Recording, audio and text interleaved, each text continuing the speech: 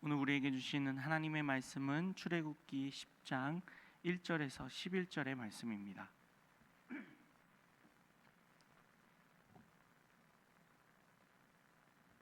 출애굽기 10장 1절에서 11절의 말씀 한 목소리로 봉독하여 읽겠습니다.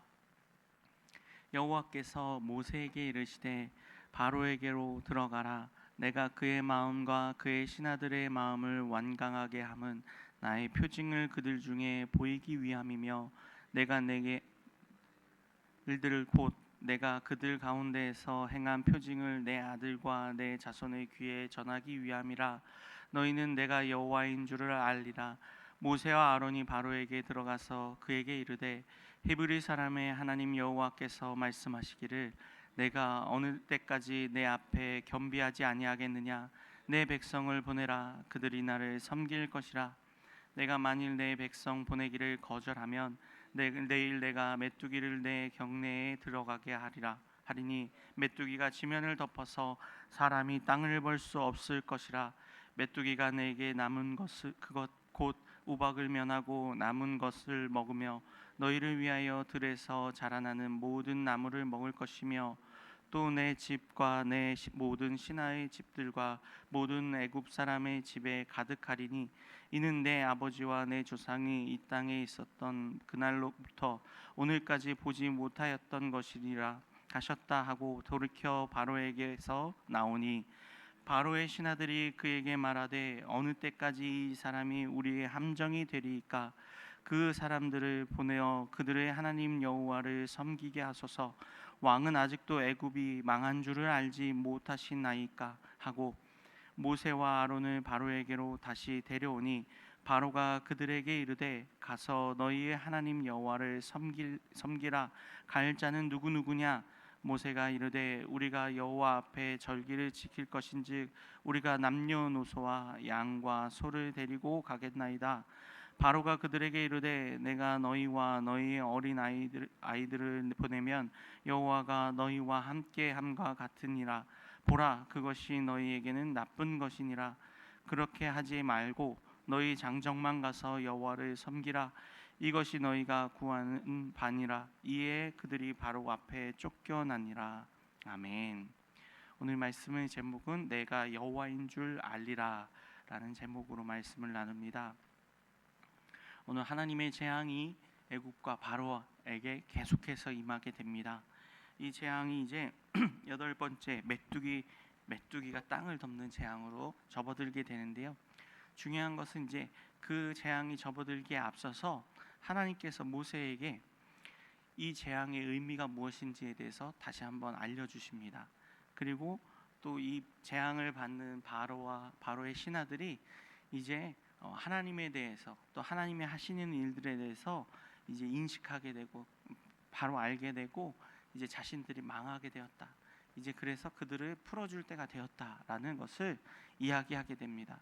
그러나 여전히 바로의 마음은 완강하고 완악하여서 움직이지 않습니다. 내용 관찰 문제 1번을 함께 보며 그 내용을 살펴보겠습니다. 7개의 재앙을 거두는 동안에 하나님께서 바로와 그 신하들의 마음을 완강한 상태로 내버려 두신 이유는 무엇입니까? 먼저 오늘 본문 1절과 2절을 함께 보겠습니다. 여호와께서 모세에게 이르시되 바로에게로 들어가라. 내가 그의 마음과 그의 신하들의 마음을 완강하게 함은 나의 표징을 그들 중에 보이기 위함이며 내가 애굽에서 행한 일들을 곧 내가 그들 가운데에서 행한 표징을 내 아들과 내 자손의 귀에 전하기 위함이라. 너희는 내가 여호와인 줄 알리라. 하나님께서 바로와 그 신하들의 마음을 완강하게 하신 것은 하나님의 표징을 애굽 가운데 나타내시고자 하는 것이었습니다. 하나님을 알지 못하고 또 이스라엘 백성들을 노예로 부리던 이 바로와 애굽에 있는 모든 이들에게, 그리고 오랜 기간 400여 년 기간 동안 애굽의 종살이를 하며 자신들의 정체성을 잃어버렸던 이스라엘 백성들에게 하나님이 누구이신지를 알려주시고자 하나님의 표징을 나타내십니다. 또 하나님께서 애굽에서 행하신 일들을 이스라엘과 그 후손에게 대대로 전하게 하시기 위한 것입니다. 즉 하나님께서 재앙을 계속 내리신 목적은 단순히 애굽을 괴롭히거나 이스라엘을 애굽에서 탈출시키는 것만이 아닙니다. 출애굽 사건은 하나님이 누구이신지를 나타내시는 하나님의 자기 계시입니다. 또한 하나님께서는 이 사건을 다음 세대에 대대로 전하도록 하셨습니다. 그러므로 하나님의 구원과 심판의 역사를 기억하고 자녀들에게 가르치게 하신 것이죠. 그래서 하나님은 하나님이 누구신가를 바로와 애굽 사람들, 이방인들에게도 알려주기 위해 하신 것이고, 더 중요한 것은 이스라엘 백성들에게 알리기 위한 것입니다. 그리고 이스라엘 백성들이 당대에 이 출애굽 사건을 겪는 당대의 사람들만이 아니라 그의 후손들 대대로 하나님께서 그들을 인도하시고 구원하여 주신 하나님임을 알고 계속해서 하나님을 올바로 섬기게 하시려는 그런 하나님의 의도가 또한 담겨 있는 것입니다. 내용 관찰 문제 2번입니다. 바로의 신하들이 모세가 전하는 하나님의 말씀을 듣고 바로에게 무엇이라고 말합니까? 그들이 인식하는 애굽의 현실은 어떤 것입니까? 7절 말씀을 보면요, 바로의 신하들이 그에게 말하되 어느 때까지 이 사람이 우리의 함정이 되리까? 그 사람들을 보내어 그들의 하나님 여호와를 섬기게 하소서. 왕은 아직도 애굽이 망한 줄을 알지 못하시나이까 하고, 바로의 신하들은 이스라엘 백성, 특히 또 이스라엘의 하나님이 내리는 이 재앙, 또 모세에 대해서 이들이 우리를 함정에 빠뜨리는 것이다, 그들이 함정과 같은 역할을 한다라고 얘기합니다. 또 그러면서 이스라엘 백성들을 이제 보내달라고 말합니다. 그들은 이미 애굽이 심각하게 무너지고 있음을 인식하고 있습니다. 그래서 또 애굽이 망한 줄을 아직도 알지 못하시나이까라고 바로에게 탄원합니다. 즉 애굽인들에게 이스라엘 백성들은 벽돌이나 굽고 자신들의 필요한 일들을 하는 종에 불과한 것으로 생각했었습니다. 근데 이제는 그들의 존재가 함정과 같습니다.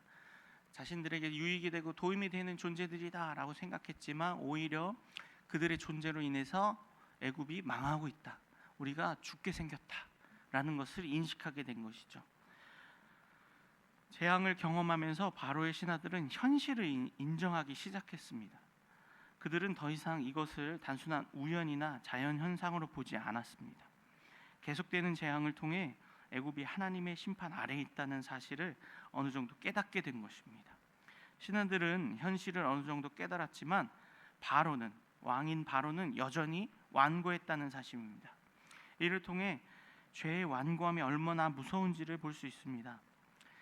바로는 이 모든 일들의 결정권자이고 그가 결정한 것에 따라서 이 재앙들이 자꾸 임하게 됩니다.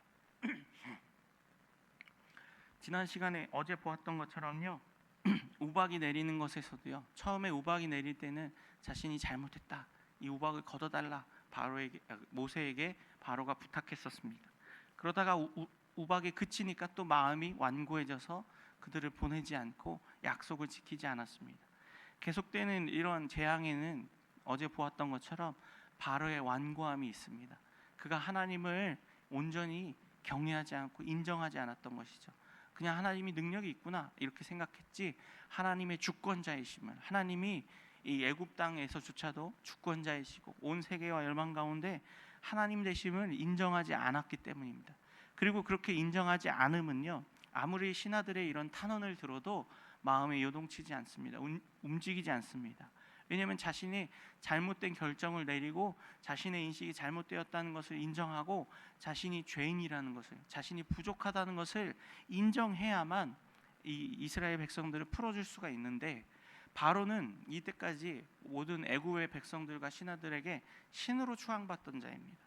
그가 받고 누리던 것들이 있던 것이죠. 그것까지 다 내려놔야만 이 모든 일들을 행하고 이 하나님의 재앙으로부터, 하나님의 심판으로부터 면함을 받을 수 있는데, 그러한 것이 아직도 이루어지지 못하는 것입니다. 자신의 자존심을 내려놓는 것, 자신의 자존감을 내려놓고 하나님을 인정하고 하나님의 주권을 인정하는 것이 그만큼 어렵다는 것입니다. 그리고 그것이 어려운 이유는 우리 안의 죄성 때문입니다. 죄의 완고함 때문입니다.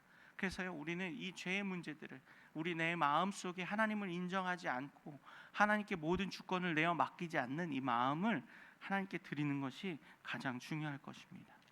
연구와 묵상 문제 3번입니다. 이러한 일련의 재앙들은 하나님과 땅에 대한 여호와의 주권과 그 성격에 대해 무엇을 말해주고 있습니까? 재앙들은 하늘과 땅의 모든 영역이 여호와 하나님의 통치 아래 있으며 자연과 역사를 주관하시는 분도 오직 하나님이심을 보여줍니다. 또한 하나님의 주권은 인간이 거역한다고 해서 제한되거나 좌절되지도 않습니다. 먼저 3절 말씀을 보면요, 모세와 아론이 바로에게 들어가서 그에게 이르되 히브리 사람의 하나님 여호와께서 말씀하시기를 내가 어느 때까지 내 앞에 겸비하지 아니하겠느냐, 내 백성을 보내라, 그들이 나를 섬길 것이라 라고 말합니다. 이 3절에서 하나님께서는 바로에게 말씀하셨습니다. 내 앞에서 겸비하지 않겠느냐, 어느 때까지. 여기서 중요한 것은 내 앞, 즉 하나님 앞에서라는 표현입니다. 바로는 자신을 애굽의 최고 권력자로 생각했지만 하나님 앞에서는 피조물에 불과하다는 것입니다. 하늘과 땅의 모든 주권을 다스리는 하나님 앞에 아무리 왕이라는 권력자라 할지라도, 통치자라 할지라도, 힘이 있는 자라 할지라도 하나님 앞에서는 아무것도 아니라는 것이죠. 단순한 피조물에 불과하다는 것, 그런 자기인식이 없는 바로이기 때문에 하나님께서는 그 잘못된 죄와 잘못된 자기인식을 바로잡아 주시는 도구로서 심판을 사용하시고 재앙을 사용하고 계십니다. 또 5절과 6절을 보겠습니다. 메뚜기가 지면을 덮어서 사람이 땅을 볼 수 없을 것이라. 메뚜기가 내게 남은 그것 곧 우박을 면하고 남은 것을 먹으며 너희를 위하여 들에서 자라나는 모든 나무를 먹을 것이며 또 내 집과 내 모든 신하의 집들과 모든 애굽 사람의 집들에 가득하리니 이는 내 아버지와 내 조상이 이 땅에 있었던 그날로부터 오늘까지 보지 못하였던 것이리라 하셨다 하고 돌이켜 바로에게서 나오니. 오늘 이 메뚜기 재앙은요, 단순한 그냥 이렇게 메뚜기 벌레가 많아졌다라는 것이 아니라요, 이 메뚜기 재앙의 성격이 이제 이 부분에 5절과 6절에서 표현됩니다.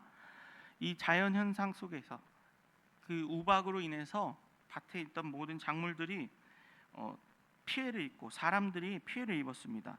9장에서 31절에서 삼가 보리가 상하였다고 그랬죠. 그리고 32절에서 밀과 쌀보리는 자라지 아니한 상태였기 때문에 피해를 입지 않고 그 다음 수확물로 자라나고 있었습니다.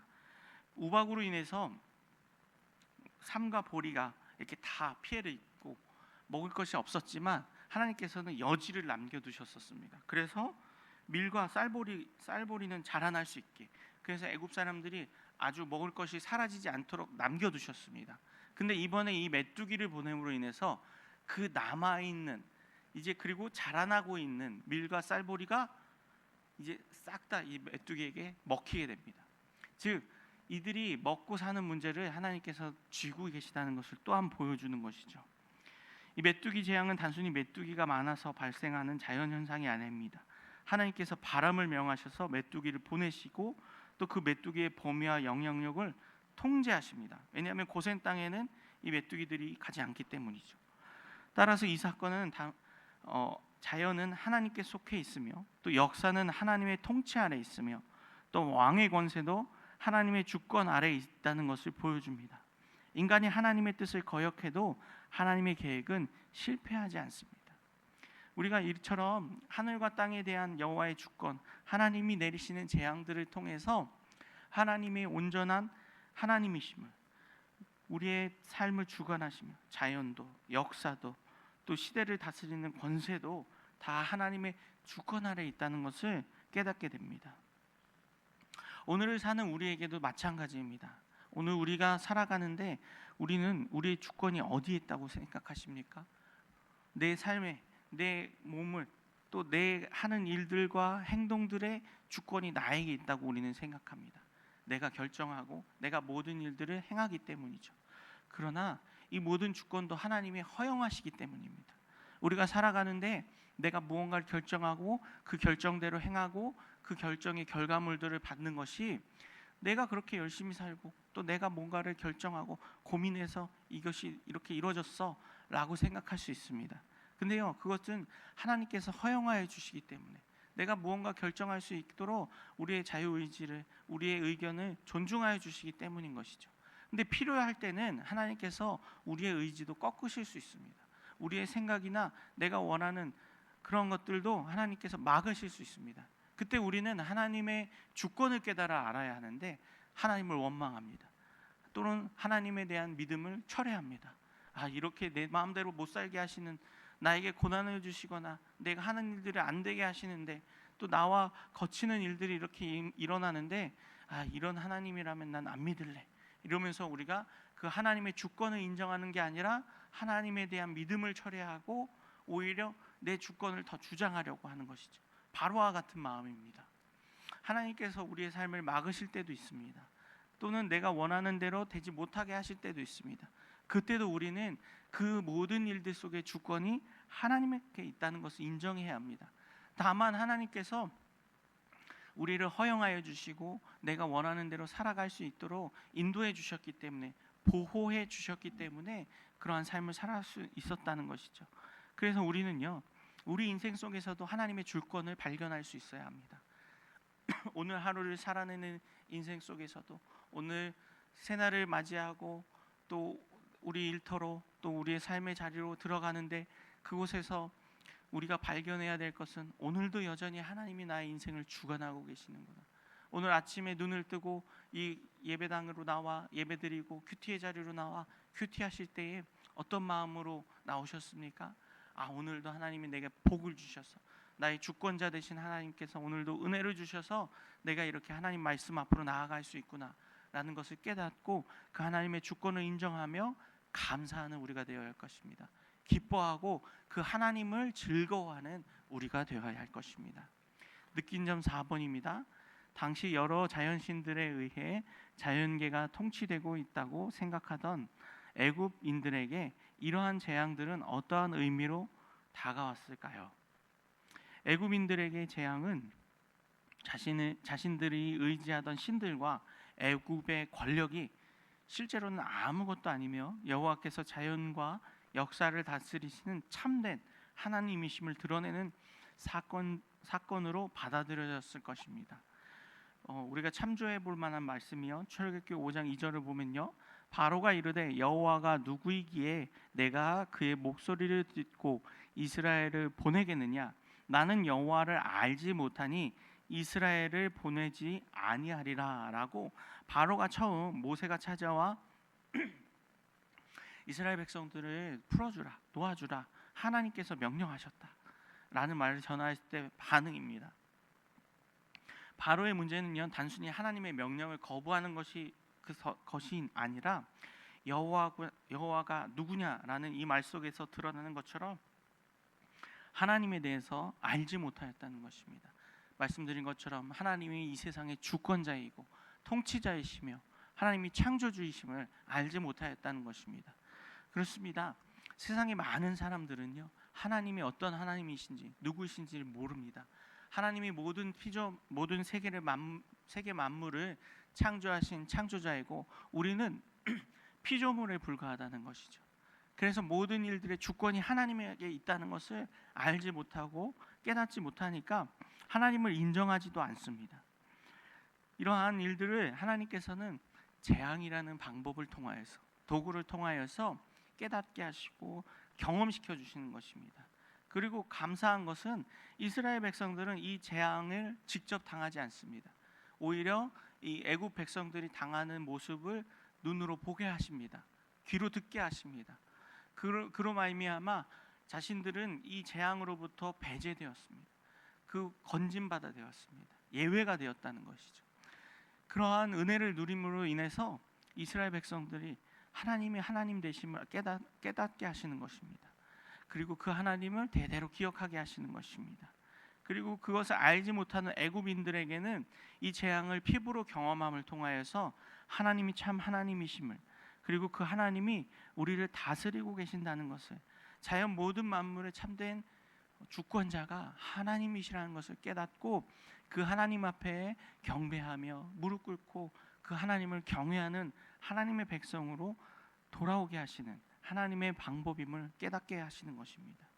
그래서요, 오늘 우리에게도 이 애굽의 10가지 재앙을 보게 하시는 것이요, 이 묵상을 통해서 깊이 있게 심도 있게 우리가 매일 하루에 하나씩의 재앙을 보지 않습니까? 그리고 중요한 것은 재앙을 보게 하시는 것이 아니라 재앙 너머에서, 그리고 그 재앙을 받아들이는 바로와 애굽 백성들, 또 그 재앙을 전하는 모세의 모습, 또 그 재앙을 옆에서 지켜보는 이스라엘 백성들의 모습들, 이런 다양한 모습들을 통해서 오늘 우리가 가져야 할 마음의 자세들을 깨닫게 하신다는 것이죠. 오늘 우리는 이 재앙들을 성경 말씀을 통해서 문자로 보게 됩니다. 근데요, 우리는 그냥 문자로 보고 그냥 성경 말씀으로만 보는 것이 아니라 오늘 우리 삶에 이 하나님의 역사하심과 하나님의 주권을 대입해 보아야 합니다. 적용시켜야 합니다. 그리고 그 하나님이 오늘 우리와도 나와도 함께 하시고 계시다는 것을 깨닫는 저 우리 성도님들 되길 소망합니다. 결단과 적용 5번입니다. 당신은 온 천지의 주권이 하나님께 있음을 확신합니까? 당신의 삶 속에서 하나님의 주권을 온전히 인정해야 할 영역은 무엇입니까? 나는 하나님께서 온 천지의 창조주시며 모든 것의 주권자이심을 믿고 계십니까? 우리는 그러한 하나님의 하나님 되심을 우리가 믿어야 할 것입니다. 그러나 실제 삶에서는 내가 원하는 방향으로 일이 잘 진행되기를 바라며 하나님의 뜻보다는 나의 판단과 계획을 앞세울 때가 더 많음을 보게 됩니다. 그러므로 나의 시간도, 물질도, 직장과 학업과 가정과 인간관계, 또 우리 삶의 미래의 계획, 자녀와 진로, 이 모든 것들, 이 이외에도 우리의 삶의 모든 영역에서 하나님의 주권을 인정하고 그 하나님의 그 통제 아래, 하나님의 인도하심 아래 살아가는 우리가 되어야 할 것입니다. 그 하나님의 인도하심을 받기 위해서는 우리가 하나님 말씀을 묵상하고 하나님의 뜻을 분별하기를 쉬지 말아야 합니다. 또 하나님께 기도하고 하나님의 뜻을 구하는 것을 계속해서 해야 할 것입니다. 그렇게 하나님 앞에 깨어서 하나님의 뜻을 이루어가는 저 우리 성도님들 되길 소망합니다. 오늘의 기도 함께 읽겠습니다. 온 천지의 참 주인이신 주 여호와 당신을 온전히 섬기며 복종하는 삶을 살게 하소서. 아멘.